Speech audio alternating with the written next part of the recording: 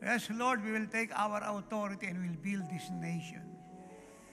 For blessed is the Philippine island, whose God is the Lord, and the Filipino that you have chosen as your inheritance. Salamat po, because we are the salt and the light of the earth. Ano man ang gapusin namin ay gilapos na sa langit. Ano man ang pakawala namin ay pinakawala na sa lupa.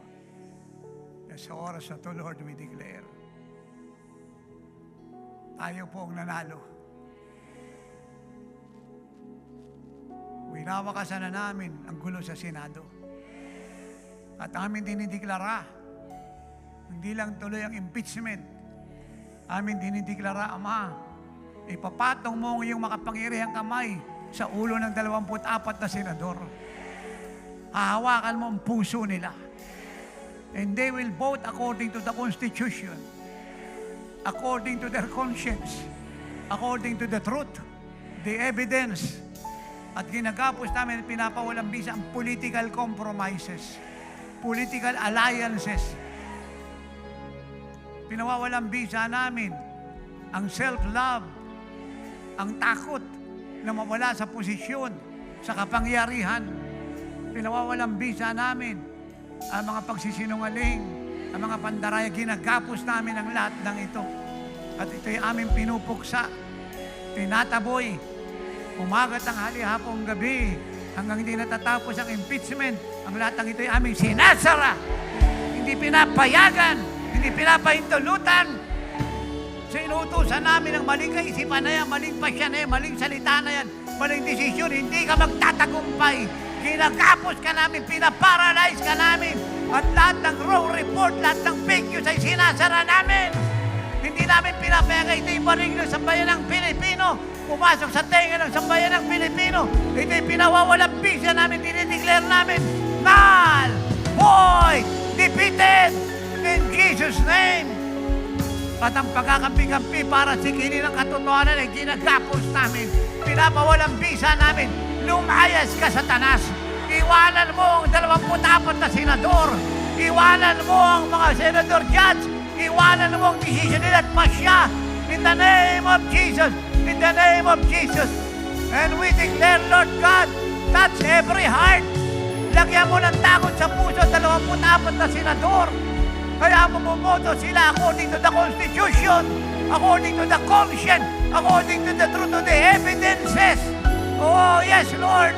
At amin dinidecree at dinideklara, ang mananay sa Senado ay katotohanan. Ang mananalo ay ang Panginoong Jesucristo. Ang mananalo ay sa bayan ng Pilipino. Ang mananalo ay ang Constitution. Stretch your hands. Pray in tongues. Verabo yoponeyata ha. Mayanda na bebebe. Ya.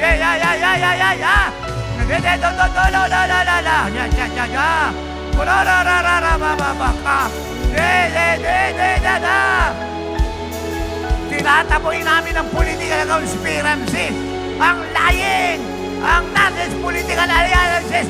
Binibreak namin ang mga alliances na ito, sinisira namin, pinuputol namin. Ang pagkakampi-kampi para sige ng tatonan ay sinisira namin. Pinapag-iwalay namin ang lahat ng koneksyong ito. Sinisira namin. Labas! Layas sa Senado. Layas sa 24 na senador. Layas! Alis! Layas! Huwag ka nang babalik. Layas! Wala sa mga espiritu. Layas! Satanas! Layas! Labas! Layas! Narababakataka. And we release the truth of God. We release conscience. We release conviction. We release evidences. We release righteousness. We release justice. We declare victory for the Filipino. We declare victory for righteousness' sake. We declare victory for justice' sake. We declare ang Senado ay bago na. Ang Senado ay bago na. Ang Senado ay bago na. Now, agree with Tatay. Ama, tipuin mo rin po ang Korte Suprema. Lahat po ng mga national issue na nakapending, na hindi umuusad, we need na desisyonan. hayaan mong galawin na ng Korte Suprema para ang Pilipinas ay pumayapa. Ipatupad ang batas. Walang matapang, walang mayaman, walang makapangyarihan. Ang nagkasala ay panagutin. Kung walang kasalanan ay palayain. Paggalawin mo, Ama, ang lahat ng Korte, ang lahat ng hurado sa Korte Suprema. Paggalawin mo, 15 uupo ng Supreme Court. Mula sa Chief Justice, magtrabaho, Lord, patrabahuin mo. At ang mga national issue ay iayos agad, desisyonan ka agad. Di ba ba ang tamang ruling? Para wala na argumento, wala nang lying, wala nang perversion, wala nang fake news. At kaya mo mapabili siya sa telebisyon, sa radyo, malaman ng buong Pilipinas kung anong tama, anong hatol, anong matuwid, anong mabuti.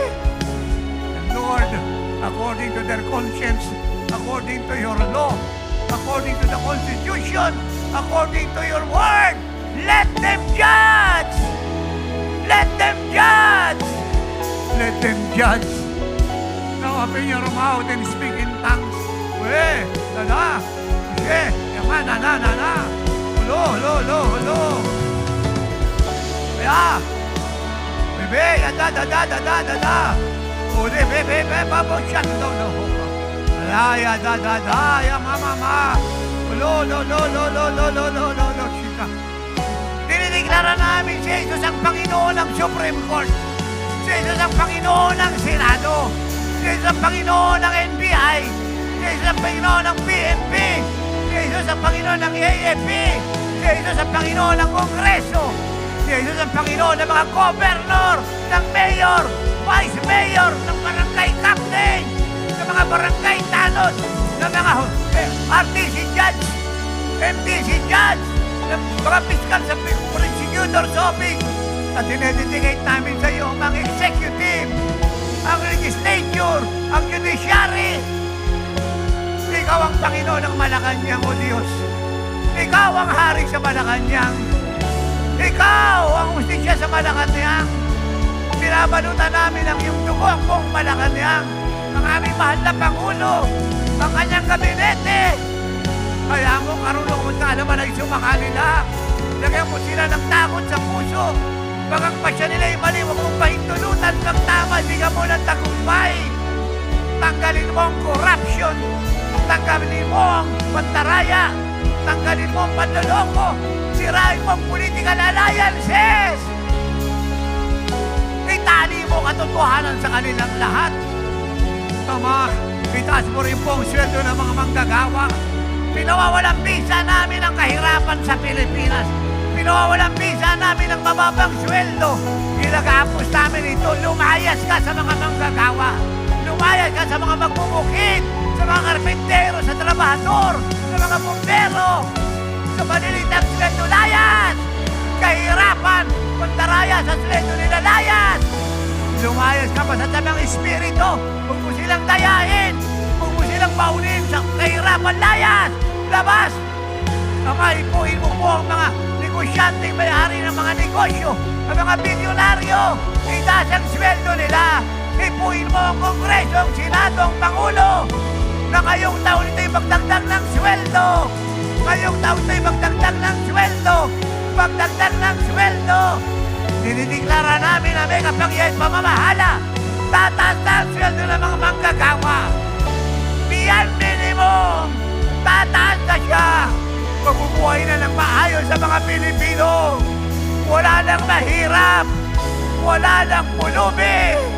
Wala nang tao sa kalsada. Uulan na ang Pilipino. Tataas